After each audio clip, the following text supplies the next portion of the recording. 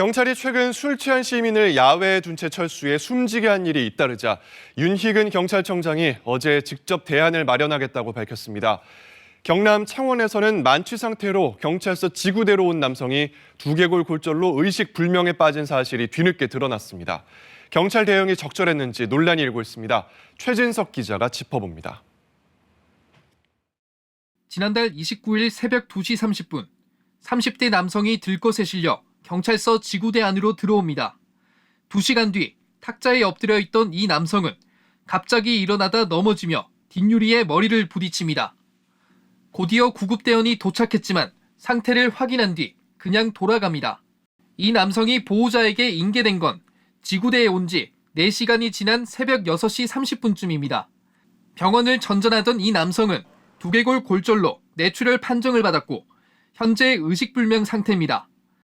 그때 상태가 오토바이에서 떨어졌거나 둔기에 맞은 것 같은 상태라고 경찰에서 어머니한테 제대로 인계를 해줬거나 그런 부분이 있었으면 동생이 그 정도까지 심한 경찰이 만든 지역경찰 현장 대응 지침입니다. 단순 주치자의 경우 가족 등 연고자를 확인하고 의식이 없는 만취자는 119 구급대에 연락해 의료기관으로 후송하도록 하고 있습니다. 하지만 당시 경찰은 출동한 구급대원 판단에 따라 이 남성을 즉각 의료기관으로 후송하지 않았고 4시간이 지나 가족에 인계했습니다. 주치자를 경찰에서 임시보호소라든가 안정센터라든가 주치자 보호소라든가 이런 것들이 있다면 위탁하고 없다면 좀 더 신설해서라도. 의식불명에 빠진 남성의 가족은 지구대 경찰관들을 업무상 과실치상 혐의로 고소했고 경찰청은 잇따른 주치자 사고와 관련해 제도 개선을 위한 특별팀을 만들었습니다. KBS 뉴스 최진석입니다.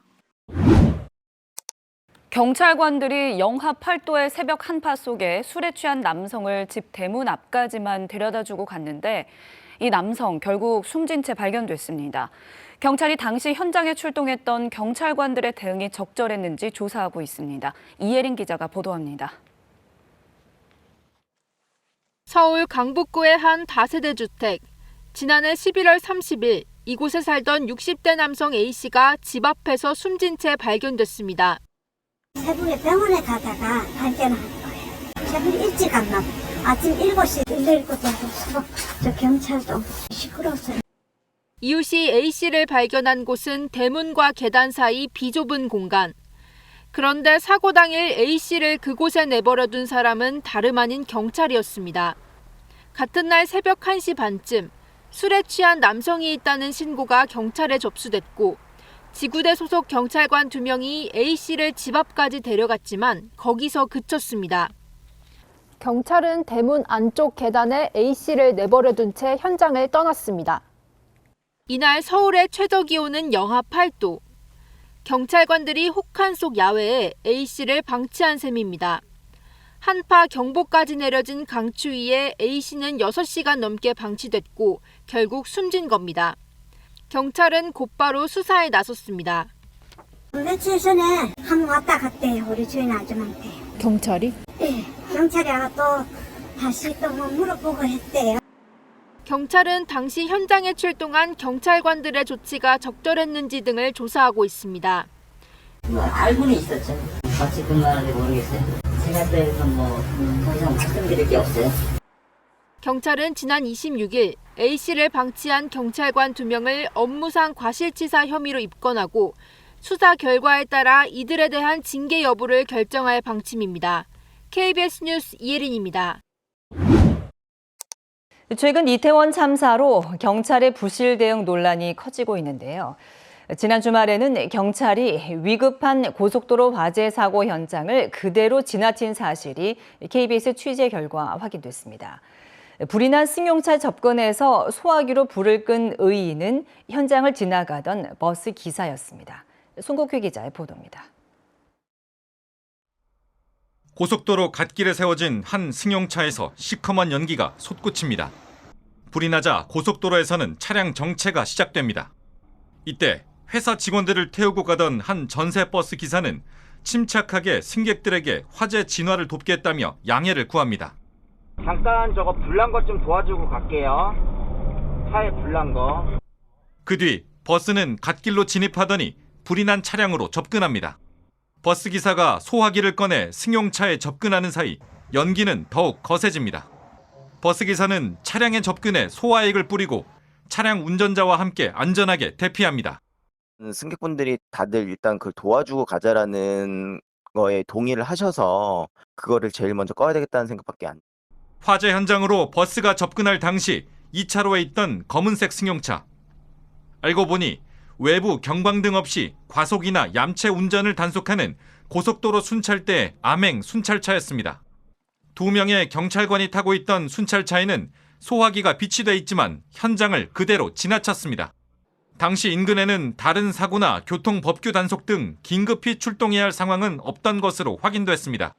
그러니까 우리가 민감히 대응하는 건 맞습니다. 보니까 경위 파악해서 앞으로 그런 일이 없도록 해서 충분하게. 심지어 암행 순찰차가 화재 현장을 지나치기 전에 이미 112 상황실에는 차량 화재 신고가 접수됐던 것으로 확인됐습니다.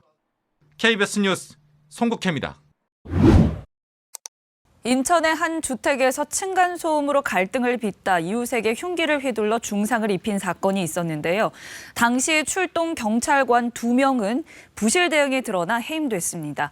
피해 가족은 경찰에 무거운 책임을 묻고 싶다며 사건 현장의 CCTV 영상을 처음으로 공개했습니다. 신지원 기자가 보도합니다. 피해자의 남편과 경찰이 비명 소리를 듣고 뛰어 올라갑니다. 사건 현장을 빠져나온 여성 순경이 피해자가 흉기에 찔리는 모습을 재현합니다. 피해자의 남편은 곧장 뛰어 올라가지만 두 경찰관은 건물 밖으로 나갑니다. 공동 현관문이 닫힌 뒤 이들은 우왕좌왕합니다. 서성이는 사이 순경은 다시 한번 목격한 범행 장면을 재현합니다. 이 순경은 내부 감찰에서 충격으로 당시 상황을 정확히 기억하지 못한다고 진술했었습니다. 근처에 있던 환경미화원이 다른 세대의 호출에 문을 열고 나서야 재진입합니다. 5시 7분, 현장을 벗어난 지 3분 만입니다. 그 사이 피해자의 딸과 남편도 흉기에 다쳤습니다. 피해자의 남편은 자신이 흉기를 휘두른 A씨를 제압한 뒤에야 두 경찰관이 나타나 수갑을 채웠다고 주장했습니다. 그리고 5시 15분, 흉기에 찔려 의식이 없는 피해자를 옮기는 경찰들의 모습이 보입니다. 사건을 축소시키려는 경찰 조직의 무성의한 태도에 저희 같은 피해자가 얼마나 힘들고 괴로웠는지는 상상을 뛰어넘을 정도입니다. 피해자 측 변호사는 확보한 증거 자료에 근거해 여성 순경이 몸에 부착했던 카메라 속 당시 영상을 사건 이후 삭제했다고도 주장했습니다. 2층, 3층에서 발생한 현장을 촬영했을 수도 있는 유일한 증거인데 이게 훼손이 됐다? 넘어갈 문제가 아니었어요. 이에 대해 경찰은 해당 기기를 디지털 포렌식한 결과 저장 공간이 가득 차 당시 상황은 처음부터 녹화가 되지 않은 것으로 확인했다고 밝혔습니다. 피해자는 뇌경색 수술을 받고 심각한 후유증으로 치료를 받고 있는 것으로 전해졌습니다. KBS 뉴스 신지원입니다.